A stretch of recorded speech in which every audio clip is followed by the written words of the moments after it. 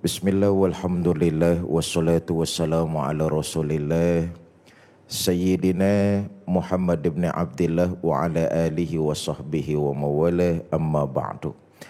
Para ulama, para kiai, para habaib, para asatiz dan asatizah, Bapak Ibu, saudara-saudara kaum muslimin di mana saja Anda berada.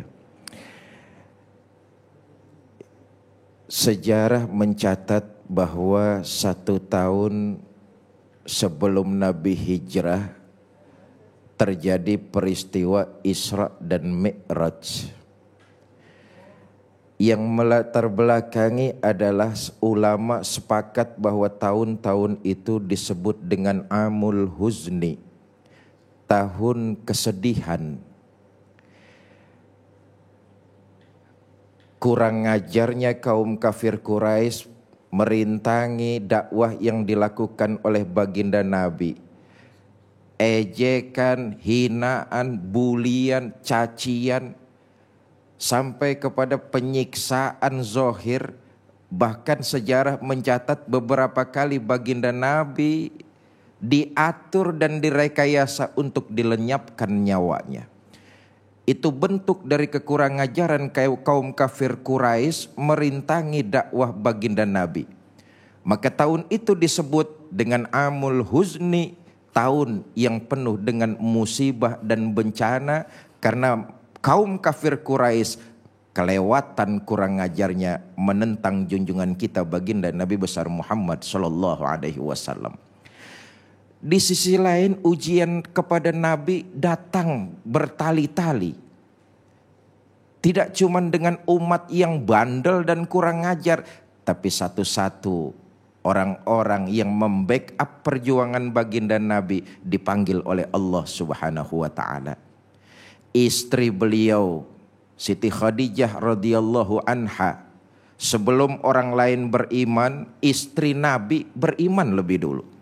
Sebelum orang lain mengeluarkan hartanya untuk kepentingan Islam, Khadijah sebagai pengusaha sukses mengeluarkan hartanya untuk kepentingan agama Islam. Ketika orang lain menjauhi dan memusuhi baginda Nabi, Khadijah dengan setia mendampingi beliau. Istri tercinta wafat. Sebagai seorang suami manusiawi kalau baginda Nabi sedih. Amul Huzni, tahun-tahun kesedihan, diuji dengan berbagai macam masalah dan cobaan.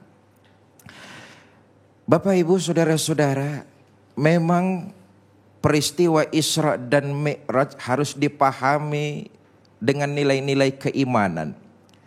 Sesuatu yang begitu besar tidak bisa dicerna dengan otak manusia yang kecilnya sangat kecil. Peristiwanya begitu besar, dicerna dengan otak manusia yang begitu kecil, tidak akan pernah ketemu. Dia hanya bisa dicerna oleh nilai-nilai iman. Saya ingin analogkan seperti ini. Bapak, Ibu, saudara-saudara, dalam hidup itu ada 2 cara. Pertama, cara kauniyah. Cara kauniyah ini kausalite, sebab akibat. Siapa rajin belajar dia akan pandai. Itu kauniyah tuh Bang Ali. Rajin belajar sebab, siapa rajin belajar dia akan pandai. Belajar itu sebab, pandai akibat. Siapa yang bersungguh-sungguh dia akan dapat. Sungguh-sungguh sebab, dapat akibat. Kausalite disebut kauniyah. Tapi ada lagi cara ilahiyah. Apa cara ilahiyah? Itu kehendak Allah. Kalau Allah yang punya mau, tidak ada yang bisa merintangi. Kalau Allah yang punya mau, segalanya serba mudah. Iza arada say'an ayyaqula lahu kun fayakun. Kalau Allah yang mau, pasti bakalan jadi. Ini ilahiyah namanya. Nabi Adam, bapak nggak punya, ibu nggak ada. Allah yang mau tercipta Nabi Adam. Pakai akal nggak ketemu. Pakai sains nggak bisa. Wong caranya ilahiyah. Siti Maryam, suami nggak ada. Allah mau ilahiyah nih. Allah yang mau Siti Maryam hamil melahirkan Nabi Isa alaihi salam. Nggak bisa diriset. Karena ini cara ilahiyah, kemauan Allah. Siti Maryam nggak punya suami, Allah mau hamil melahirkan Nabi Isa. Sayang 1000 sayang, sekarang banyak perempuan yang nggak mau kalah sama Siti Maryam. Karena itu Isra dan Mi'raj merupakan ilahiyah, kemauan Allah. Ayatnya tadi sudah dibacakan oleh qari'ah kita. Subhanallazi asra bi abdihi. Nabi itu diberangkatkan, bukan berangkat sendiri. Kalau diberangkatkan terima jadi. Ada yang mau. Siapa yang mau? Allah subhanahu wa ta'ala. Nabi terima beres. Dari Mekah ke Yerusalem. Naik ke langit pertama. Sampai ke Sidratil Muntaha. Menerima perintah sholat 5 waktu. Kembali lagi ke Mekah. Ditempuh dalam waktu 1/3 malam. Allah yang mau, ilahiyah. Bapak Ibu, saudara-saudara kaum muslimin yang saya cintai. Di awal tadi saya katakan ketika Nabi mengalami berbagai macam musibah, ujian, rintangan dan tantangan, beliau sabar menjalani itu semua. Dicaci, dihina, dikucilkan, diisolasi oleh kaum kafir Quraisy Mekah. Tidak boleh berdagang, tidak boleh melakukan perniagaan, dibuli habis-habisan, disiksa, bahkan diancam dengan berbagai macam pembunuhan. Orang-orang yang dicintai baginda Nabi satu-satu pergi meninggalkan beliau, wafat dipanggil Allah. Tapi semua dijalani baginda Nabi dengan sabar dan ikhlas. Yang ingin saya garis bawahi adalah sabar akan membuahkan kebahagiaan. Sabar akan mendatangkan hasil yang maksimal. Di balik kesabaran akan mendapat piagam penghargaan dari Allah Subhanahu wa ta'ala.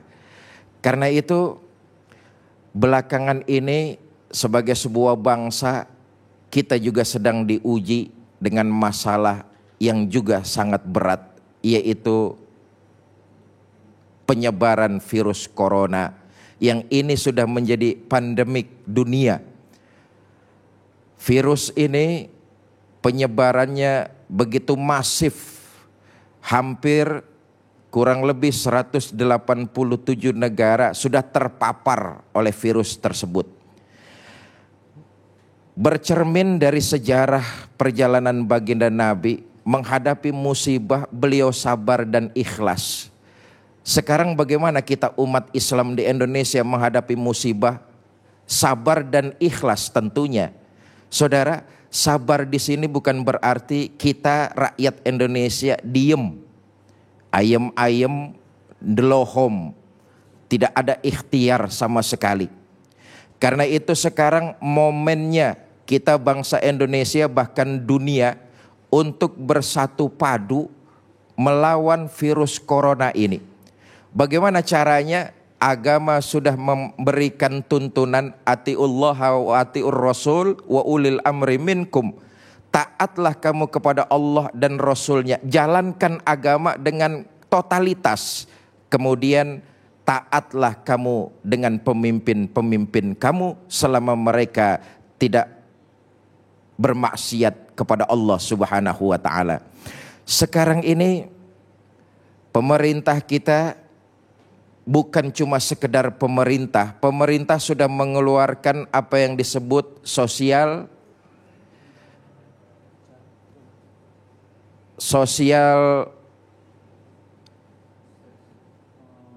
distancing.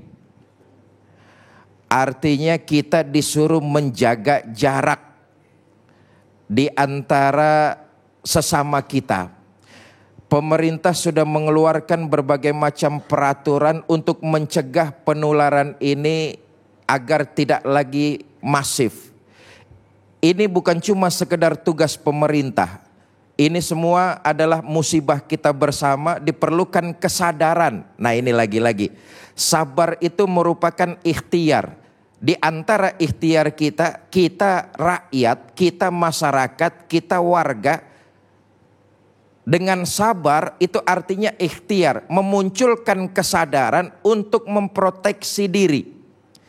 Karena memang dalam kaidah Islam itu hifzun nafsi, menjaga diri dalam kondisi yang darurat hukumnya wajib.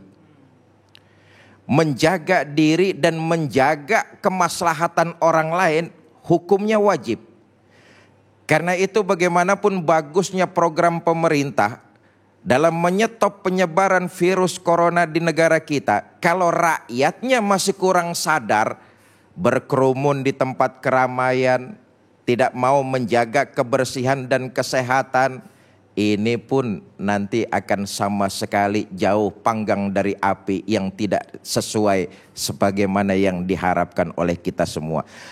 Karena itu saya kembali, sabar adalah bukan diam saja tanpa usaha.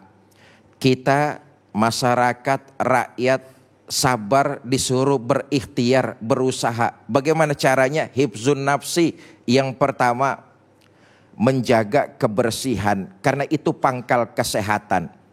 Yang kedua, memberikan asupan-asupan yang bergizi. Yang ketiga, olahraga, istirahat yang cukup. Yang keempat ini yang terpenting, peristiwa Isra dan Mi'raj sebagaimana yang tadi sudah disampaikan oleh guru kita. Orang beriman sudah diberikan imunitas langsung dari Allah berupa sholat 5 waktu. Di luar qobliyah dan ba'diyah. Artinya sebelum melakukan sholat, umat Islam, orang beriman harus mengambil air wudhu. Kalau saya tidak khilaf, saya pernah sampaikan dalam Cahaya Hati Indonesia juga, bahwa beberapa hari yang lalu ada seorang profesor berprofesi dokter. Beliau menyarankan supaya masyarakat Indonesia harus rajin-rajin cuci tangan, cuci muka, dan cuci kaki kalau tidak mau terpapar virus corona.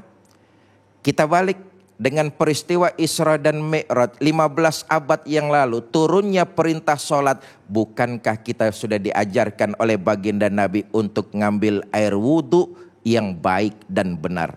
Kalau itu kita jalankan, imunitas dari Allah langsung kepada orang-orang yang beriman. Wallahu a'lam bishawab. Gitu kira-kira Bang Ali. Masya Allah ya. Jadi emang kita tuh udah diajarkan bersih ya. Ya. Dan memang tadi aku agak menggarisbawahi apa yang disampaikan oleh Kiai. Ya. Di mana pada saat pemimpin kita sudah memberikan ultimatum, ada mudorot, ada segala macam. Terus kita masih merasa ponggah gitu ya. Enggak, aneh mau jalan begini, aneh mau itu, aneh masih mau kumpul. Ini akhirnya tidak akan tersampaikan nih Guru. Ini mungkin boleh gak sih Guru sedikit ya di sounding, hati-hati ini karena antara riak, takutnya jadi riak ya. Betul. Jadi sementara sudah ada peringatan gitu Guru. Ya. Dalam kesempatan ini juga saya menghimbau kepada saudara-saudara saya sebangsa dan setanah air. Sudah ada imbauan langsung dari pemerintah kita menjaga keselamatan jiwa kita, menjaga keselamatan jiwa saudara-saudara kita, itu hukumnya wajib. Karena itu peraturan sudah dibuat selama 2 pekan ke depan untuk mengisolasi diri di rumah. Lakukan itu, hindari interaksi, jangan keluar kalau tidak butuh sama sekali. Karena memang sekarang kondisinya sudah masuk pada kondisi yang darurat. Kalau tidak ada keperluan yang mendesak, sebaiknya di rumah saja. Toh banyak hal yang bisa kita, ini bagian dari ikhtiar lagi, orang sabar. Banyak yang kita bisa lakukan di rumah. Ibadah tentu tidak boleh putus. Karena orang beriman dengan ibadah dia akan tambah semangatnya. Dan yang terpenting adalah menjaga hubungan dengan keluarga. itu yang mungkin selama ini kita berpikir kurang terlalu memperhatikan. Semua apa yang Allah berikan tentu ada hikmah di balik itu. Saya menghimbau, mari kita taati apa yang sudah dikeluarkan imbauan-imbauan oleh pemerintah kita. Kalau kita taati, ini diperlukan peran serta kita semua bergandengan tangan. Kita taati itu, kita patuhi itu dengan berdiam di rumah. Berdiam dalam artian melakukan aktivitas baik ibadah dan segala macam di rumah. Insya Allah penyebaran virus corona di Indonesia akan cepat teratasi.